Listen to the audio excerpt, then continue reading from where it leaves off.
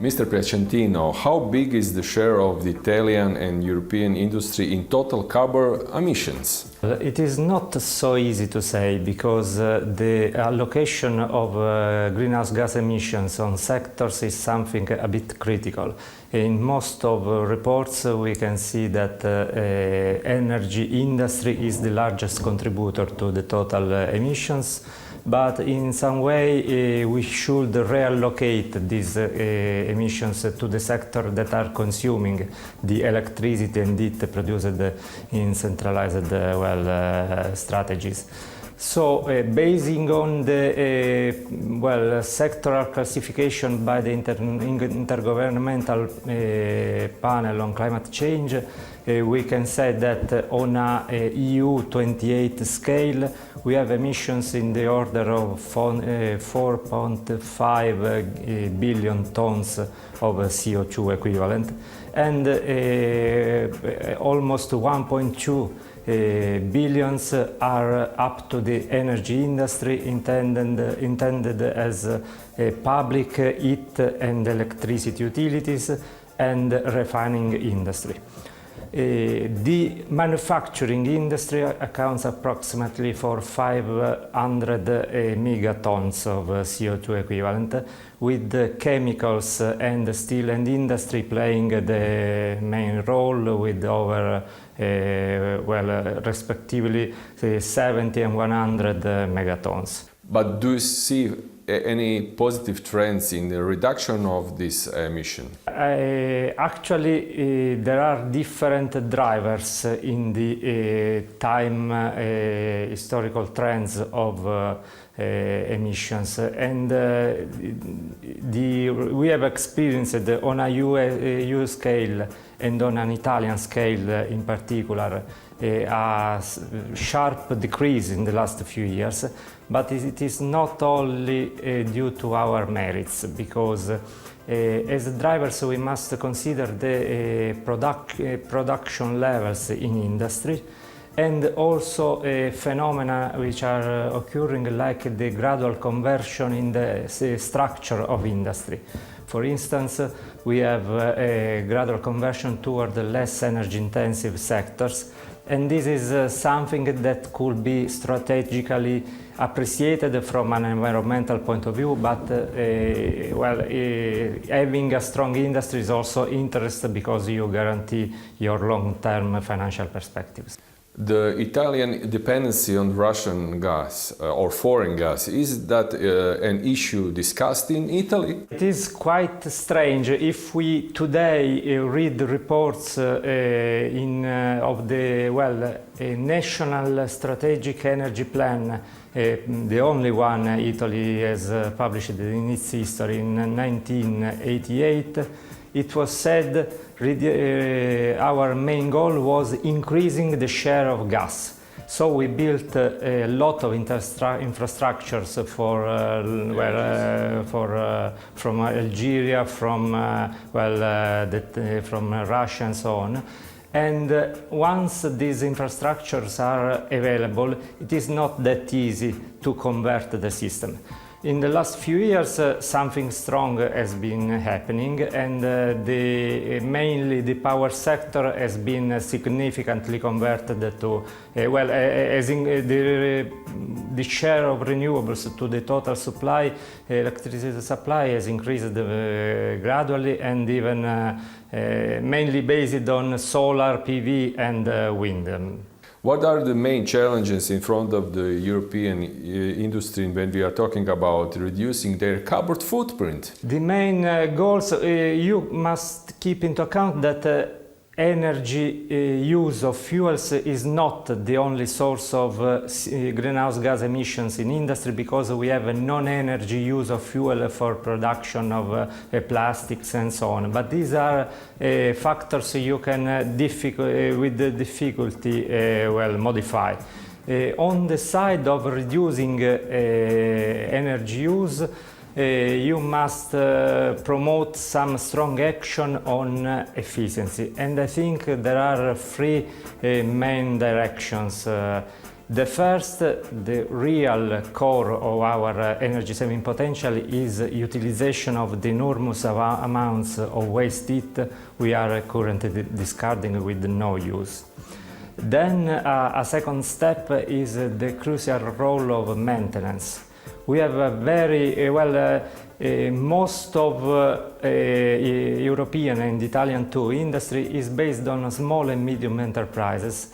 And when management of these small enterprises look at the topic of energy or energy efficiency, being out of the core business, it's a bit neglected, and there is a knowledge gap between the world of research and the world of application. So increasing this culture of energy efficiency and disseminating these concepts is very important. And with regard to maintenance, for instance, in the cooling sector, we have we talk a lot about insulation of buildings and so on, and also in industry, of course, improvement of the process. But we often use very poorly our chillers and air conditioners because of the normal degradation they experience due to exposure to external ambient and so on. And focusing on that would dramatically produce benefits.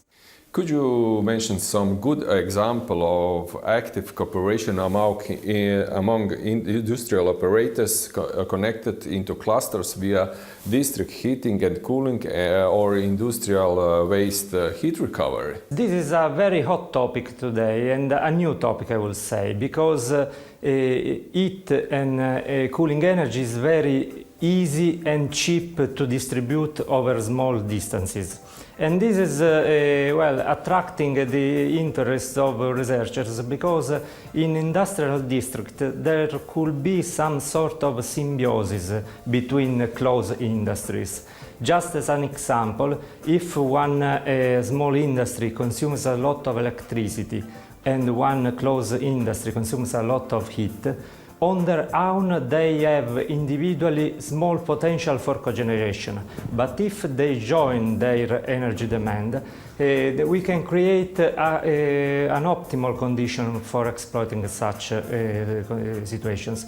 The problem is we have a need to build new capacity in the investors, because such projects require different managers for a same financing options or design option. So recently the EU call under the Horizon 2020 project are focused on capacity buildings, respectively at business or customer level and at service provider level for energy service companies. What kind of policies we need to encourage industry to invest in energy savings? Well, I think the main action needed is promoting the creation of accurate energy audits. If you don't know the demand with detail, you cannot identify margins for improvements.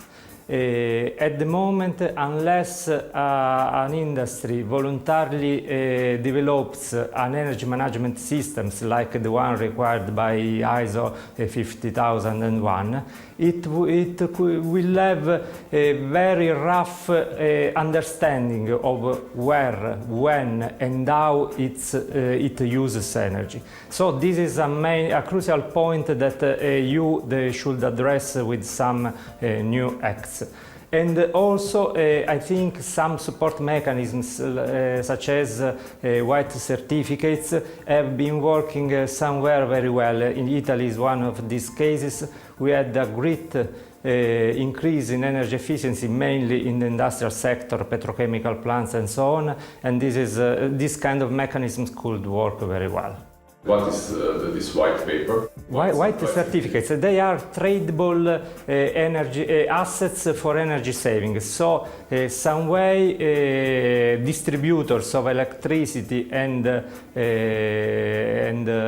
gas, and in its turn their customers can prove energy savings achieved through specific measures and have them quantified in terms of certificates and then money that comes back to restore the investments. You are part of one very interesting pilot program of energy savings in winery. Could you explain what was the main goal? Wineries, such as also other kind of industry in the food sector, have a very large potential for energy saving. Actually, they use most of energy in the form of cooling for keeping controlled temperature of the wine during fermentation. And so, if they do not produce efficiently this refrigeration cooling energy, they will waste a lot of course, energy, but money too. So we have 1/3 of the energy, total energy, is only for cooling. Mainly for cooling. More than 60% in a winery is consumed for cooling purposes. And then with some individual investments on the chillers or air conditioners, you can dramatically reduce their energy consumption. What kind of role could play power to heat technologies due to advances in heat pumps? This is a nice question, because power to heat is something that our 40 or 50 years old engineers have studied in their book should never be done. Because 40 or 50 years ago it was crazy, the idea of wasting high quality energy like electricity to produce low grade heat. But now that we have the enormous amounts of electricity produced by renewables, we have the problem of identifying new sectors that could be electrified. So, for instance, in transport, you introduce electric vehicles just to decarbonize the transport. And similarly, in the field of industrial heat uses, you can convert into equivalent electric use and then supply by renewables large fractions of these requests. In that, it is very important that the technological advances on the field of heat pumps, because heat pumps allow to reuse, to regain thermodynamic value, to waste heat degraded at low temperature, making it again available to feed the process. So we have a lot of research on new fluids to produce and develop at commercial level heat pumps which work efficiently at higher and higher temperatures.